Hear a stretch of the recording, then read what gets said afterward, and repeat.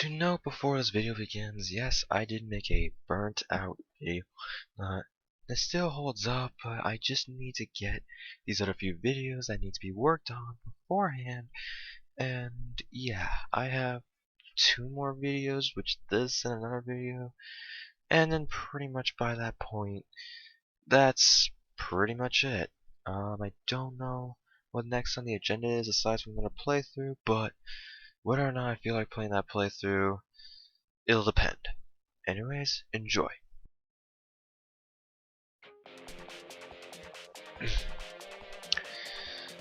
And so, we start off again with the next part.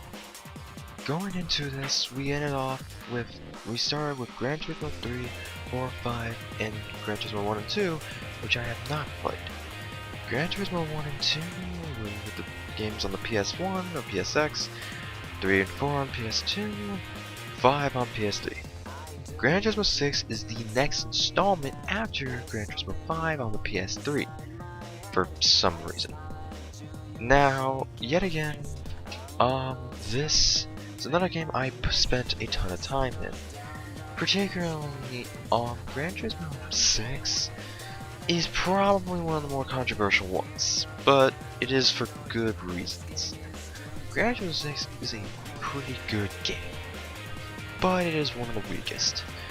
Gran Turismo 6 kind of reigned in a few more so many niche or bad kind of things in the game. But we'll start off with the good things. Probably its best contender for what makes it a really standout game is the car collection. There is, I think, 1,000 or like 2,000 cars in this game, like 1,600 to 2,000 cars in the game, beating Gran Turismo 5's, I think, 100 or 1,200 cars, maybe more than that. But other than that, this game has the largest collection of cars in the series, and particularly, that is a pretty big milestone beat. However, the game in of itself kind of deranges, namely kind of its namesake for, I guess, for how I would put it, the easiest game in the series. I think, though, kind of another thing is that there's a lot of new and innovative events in the game that have never been seen before in the series. There are more events in this game than are in Gran Turismo 5, compared to if you count the B spec, which is pretty much the same events, but with you controlling, or you not in front of the wheel and whatnot. But what Gran Turismo 6 does kind of put in as well is somewhat new events that are paying tributes or an event on the moon, which is also pretty cool. However, it also has the lowest amount of special events in any game, unless you count the online, which now, with the online system gone, there's pretty much no point to it. However, I will also give credit to this game for its return of the missions that were gone from Gran Turismo 5. I will also give its return to the one-make races that were also cut from Gran Turismo 5. However, the one-make races are probably some of the weakest in the series. There is really not many, and they're kind of just one races. Kind of lame, what I will say, from after the huge amount that was in Gran Turismo 4. Other than that, we will also pretty much stem from kind of another saddening thing to me is the lack of prize cars. Now, don't get me wrong, there are prize cars in this game, but not very many, and it's pretty depressing, I would say.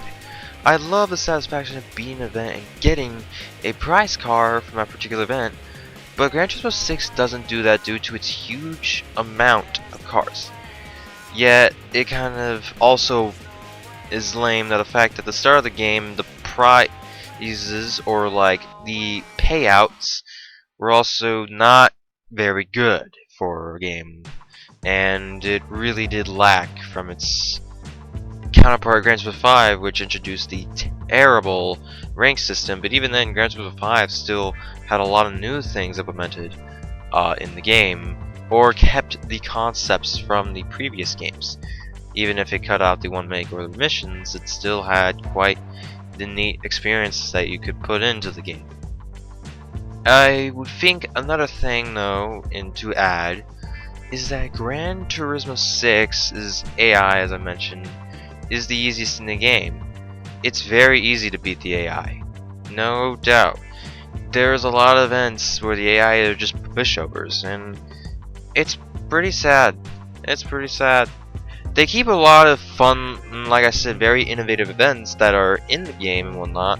Has more events, it has most licenses in the game, but it's just kind of unappealing because of how easy these events are normally. So like, while the point of the licenses are still in this game, it's just kind of fractured between that. And so, pretty much, where the game kind of fails is that not only does the lack of prizes, but it also just the lack of difficulty in this game. There is really not much to it, and you aren't going to get any benefit from it. So yeah, that's pretty disappointing. But that's not all bad news. The Ayrton Senna tribute is a collection of difficult but rather fun challenges and whatnot. You also pay tribute to one of the best racers in history and whatnot, who started from go-karts to Formula 1, which is really neat. And go-karts are pretty goddamn fun. So yeah, a nice little tribute within Silverstone to Brands Hatch. And yeah, and you can also learn via text in the game from learning about Ayrton Senna if you haven't heard of him before. Of course, we have Goodwill, which is a popular area in Britain and whatnot that also takes events through singular lap, just road track and whatnot to see how good your time is. And then you have the Flippin' Moon, which is really cool in of itself that you can drive a car. It's kind of difficult, I think. I don't remember how it turned and whatnot. But yeah, being on the moon in a spacesuit to kind of reimagine yourself, you know, the gravity and everything, is pretty cool. And so, and I think another pretty stemmingly cool thing within the moon is it's graphically really appealing and whatnot. To see the space and stuff, and you know, just get a nice view of it, everything. It's really neat, and I do like the concept. Other than that, like I've mentioned, the car collection is at its best. It's phenomenal. There's so many cars you can get. It's a real challenge to get every car, but generally there's so much to choose from for events and whatnot. It's really, really cool. Even if there are like 20 skylines in the game that are pretty much repeated of himself, but in different years and different names. It's that's cool, I guess. Also, when you first launch the game, you are forced to pick a Honda Fit RS, and they do not change this for another game. It's kinda disappointing and whatnot. I mean, I get that later on you get to choose, you get to actually get freedom afterwards, but I would like to at least pick a car of choice with the amount of credits I was given considering this game. But yeah, that's how you start the game. There are 6 licenses: Novice, B, A, IC, IB, IA, S. I think it might just be Novice, B, A, IB, I, A, and S. So yeah, the licenses are the same as they are usually in the series. You have to collect the license before you can enter the set of events. This game's licenses are not only the shortest in the series, but the most easiest in the series. There is not much in here. And it's what can I say? 5 licenses in every, or 5 events, or 5 license tests in every license. You can get them done with under 20 minutes if you're fucking one try everything. It's not long, and it doesn't give any challenge. Part of this game's pretty much hugest complaint is its challenge. And that's fine, though, for many newcomers in the series. But the direction they eventually put in afterwards, it's it's kind of appalling, if that's the right use of the word. It's not very fun when the game is non-challenging. But yet again, that's very subjective, considering that there's other people who want to challenge, or there's people who want to blast through everything. So it's subjective, and I can't change that. So I'm forced to basically leave that on its own, or I'm rambling pretty much. So, aside from that, the licenses are very easy in the game, but there's more for me to complain about. The S licenses, or the S license events, are endurances that are no longer endurances, and that's also that's very boring. And while for newcomers it is the best move, I don't like it, but it's the best move for newcomers. I want to play like hour-long to even longer races. Considering a game that you don't have access to custom races, while you can access the laps, it's not very endurance-like. I don't know. It's just pretty lackluster. And so, yeah. The licenses don't have any 24 hours, nor even above an hour, nor maybe even above 30 minutes. Yeah. That's the point. And the longest event in this game is the GT World Championship, I think. Can I mention that I do not believe there is a Formula 1 championship in this game? I'm probably wrong, but I don't remember one even existing in the game. Yeah. Now, the track list is pretty cool. They bring back Motegi, which is great. And really, there's like a ton of new neat little tracks. Apricot Hill is also back, a fun neat track. And like, they keep up the formula, adding some new tracks, which are nice. And yeah, that's nice to keep it simple, Polyphony. Nice. They not only make the best track, or not only make the best car list in the game, but they keep it going with the tracks, you know. Add new ones, you take out some old ones, which is saddening, but you keep it in at least almost all the old ones, and you put back some returning ones. And yeah, it's great. It is great to see them come back to life. So I think pretty much another thing is that there's a huge collection of car dealerships and whatnot, or at least like car brands that are also in this game, which have the best of its form, and there is really a lot in here, which makes it a very neat little addition to the game. I guess not little, but I can't really put my words for what I have rest for this game. I also want to say that generally the driving and the control of this game is great. Gameplay wise, it's very good. There's a lot of neat little things here and there. This game can go up to 16 drivers instead of the 12 that you usually see in Gran Turismo 5. More additions and whatnot, more abilities and more choosing and whatnot, more gameplay aesthetics, more neat little things, and the car sounds are better than ever from the return from coming from Gran Turismo 5. Generally, really neat touch and whatnot. Also, Gran Turismo 6 has yet again a neat little online edition and whatnot that was cut out. And yeah, yet again, you keep yourself coming into the series and whatnot within racing. Gran Turismo 6 does definitely still set some of a bar, but not much. It is a big downgrade from Gran Turismo 5, but it's still very enjoyable. Of course, though, that is still subjective. A lot of people will argue that Gran Turismo 5 is still yet again the weakest in the game. They will still concur that 2 and 4 are the greatest. Maybe even argue that 3 is also weakling. but yet there is still tons of people that will consider it to be the best, myself included. 3 is still the best. You're not going to change that for me. Other than that, Gran Turismo 6, yet again, kind of a lacking game compared to its others, but it's still a pretty good game.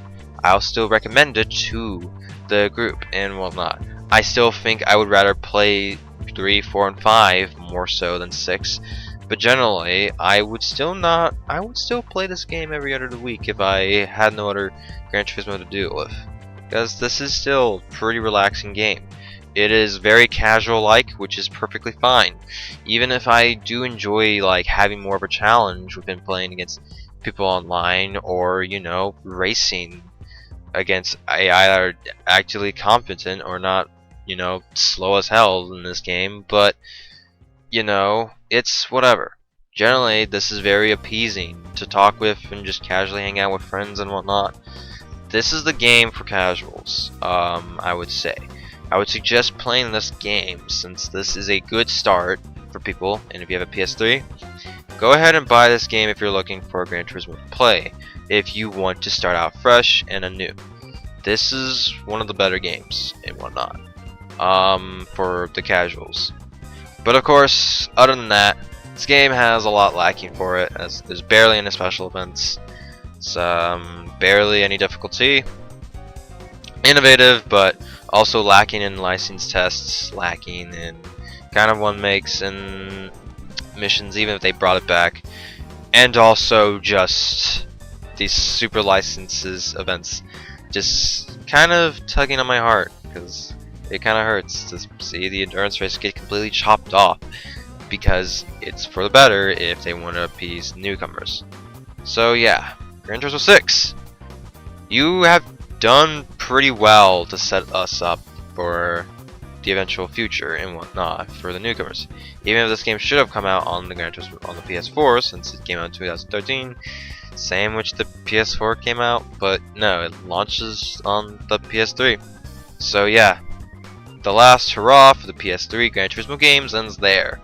Gran Turismo 5, in my opinion, is better than Gran Turismo 6, and that won't change. But overall, I do enjoy with what I am given within my play. I prefer the PS2 games overall, but I still enjoy what is here, and I still would love to go back to Gran Turismo 5, and even 6 if I had the chance. Other than that, that is it for our beloved friend, the PS3. And now, I'm just going to say with all my heart, this is where my love for the series kind of died. Not necessarily, but pretty much I wasn't going to be following much of this game once I got to Gran Turismo Sport. And not to say that Gran Turismo Sport is a bad game, because it definitely leveled up afterwards, but my care for it pretty much, as I stemmed from my Burnout video, Burnout on Gran Turismo. I played the series to death, and yet when Sport came out, when I had my PS4 and whatnot, when it launched and we got it, I was not impressed. I was rather annoyed. The car collection in this game at first started out in measly over 100 cars under 200, maybe even 150, which was very disappointing. I felt myself lacking a lot, and I mean almost tons and tons and tons of cars were cut out. I guess if you want to be fair, a game like this needed to have that to happen because, well, or a game series like this needed to happen because the game was getting stale. The series was getting stale. However, that does not stop from being any more innovative than it needed to be when the series concurred. And yet, cutting it off makes sense for what they want to eventually change into for their platform. However, this resulted in the GT League getting cut out at the start of the game, which almost entirely destroyed any feeling of enjoyment from the single player cast and whatnot, and that sucks majorly. Another thing is that generally Gran Turismo Sport relied namely on people playing competitively. This was a competitive player's dream, and there's tons of race cars and whatnot, barely any sports cars, some returning lovelies like the 787B and the R92, but generally, this game was lacking in the cars, in the tracks, in the GT League, the most played thing in the series, and they cut it off to which the online would become the most played thing in the series. And that is no different for the Gran Turismo 7. But Sport did invigorate tons and made lots of new changes and whatnot to the series. Even if it was somewhat of a spin-off, it was also a reboot to the series. But Gran Turismo Sport really does make me disappointed with a lot of changes. While others, they're absolutely loved it at the start. Me, on the other hand, I had no feelings for in the game overall, and I still have kinda yet to see the appeal. Of course, Gran Turismo Sport, by all means, would probably get me to love the game more, but now, coming back into it, knowing that it's going to shut down, I have lost any sense of love for a game like this. Generally, there is nothing that appeals to me about Gran Turismo Sport. Of course, though, there is still quite a lot in this game that you can do. The GT League was eventually added on to, guaranteeing events that came out of live form. The Lewis Hamilton trials gained access to trying to beat the Formula 1 League Pro champion himself, to you battling his times to if you can beat them. They're fucking difficult, but they are worth the try. Of course, the endurance races also get returning, at least in the hour form, but it's fine because the championships at least take somewhat of a long time of your day to go through, which is neat. Okay, it's not perfect, but they're hour and above and whatnot, and that's fine. As long as I get to play the endurance races, I am perfectly fine. The customization is at its all-time high. It peaks with Gran Turismo Sport, and it continues with Gran Turismo 7. It is at an all-time high. You can do so much with this, and you can make things come to life. Usually you were stuck with how the cars normally looked and whatnot, but now anything can be customized and anything can be made. There is so much here, there is so much to love. I absolutely adore with what they have done with the customization, and there's a lot to do with it. So yeah, bravo Sport for making that happen. So, the other thing that I would also presume that I did enjoy about Sport was how the gameplay was, and the VR, the addition of the VR. This gameplay is great. There is generally a lot to love here, and there's a lot to do here. But, overall, still, that doesn't stop me from being burnt out. I must say the gameplay gets better and better with each edition. There is so much here, the sound quality is also at an all-time high. Sport does a lot of things great, whereas it also does a lot of things terribly. I cannot disagree with the things it did good. I have a lot of things that I love about it, but I also hate this game more than I like it. I think Gran Turismo Sport is pretty average. I would also stem that the tracks list is also pretty lame. There's a lot of newcomings, but there's also a lot of just taking out. Trial Mountain, Deep Forest, Grand Valley Special Stage Route, fucking Apricot Hill, fucking Autumn Ring, Tokyo Route 246. They had a new Tokyo, but it's not better than Tokyo Route. There is so many tracks taken out, and most of them still haven't been added back on to Gran Turismo 7. There is, while quite a few that got back added on, it's just not the same as they were. I get that they needed some revamps, but they could have stayed the same because that's what made us enjoy them. We liked how they were. We liked the appeal of them. Tokyo Expressway is pretty much Tokyo Route 246 entirely different. So it's not Tokyo Route 246. It's just Tokyo Expressway. And that does not make me happy in any sort of way. I am visibly disappointed by Gran Turismo Sport. If you love it, good. I like that you absolutely enjoy it. But this is not appealing to me. This is not what I enjoy in Gran Turismo Sport. And generally, I must admit that this is the weakest game in my opinion in the series. I'm not upset, I'm disappointed. Okay, maybe I am upset, but overall, that will be Gran Turismo Sport and my opinion on it, my take. Generally, this is a competitive game's dream. This game really is astonishing for many players. It took a while to release on the PlayStation 4 in 2017, I'm pretty sure. But it eventually grew up to the people's expectations when it eventually got all the updates sorted out. However, yet again, I would love it if a game was complete at the end, and if it's not complete, I'm not going to enjoy it as much. I get that this is the new wave and that this is what people need to do, but that doesn't make a game that great. Hell, Ragnarok came out complete, and it's still awesome. It is still better than any other game that I've played so far. Tears of the Kingdom, it's got DLC probably coming, but the game came out complete yet again. There's so much to do, and yet I am in love with it. I'm in love with it.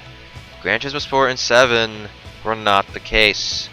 They did not feel complete when at the start, and yet they still do not. They're getting multiple updates. Well, Sport is pretty much done.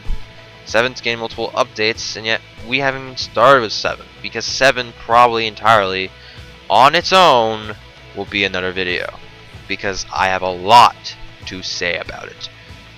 While it probably will not be coming out depending on how I feel, since I have not bothered to think on what I need to say about 7. It's just that from the top of my mind I have a ton of things I could say about 7. Other than that, Gran Turismo Sport, great for the reboot and for the competitive and overall the whole scene behind GT Academy, terrible for a person like me. This change was not needed in my opinion. I would have been fine with how they were initially. Thank you so much for coming by on this lovely day, this lovely bunker. So I need to go back to say that the burnt out video, sure, it does not make much sense, but I'm going to word it like I did better. I hope you came by and enjoyed watching the video, but I need to kind of display that the burnout video did not entirely mean I was done with content afterwards. It meant that I was going to pretty much get done with these next 3 videos, and pretty much from that point on, yes, I would probably be done and whatnot for a bit, trying to get out a video maybe during the weekend. But other than that, I don't really have much plans except for the scheduled lineup of playthroughs that I don't feel motivated to do yet. Because yeah, I'm burnt out, and yeah, it doesn't make sense that I make these. Other than that, I still have many plans, but they may not take effect for now. I have one more video after this to try out some things and whatnot, but afterwards, that's where all of the recorded footage that I have stops, because I have no more than that. So yeah, I don't know if I'm even going to upload a video tomorrow, but I will edit this video and get it done with and whatnot. So yeah, thank you so much for coming by on this lovely day in this lovely bunker. Peace, peeps.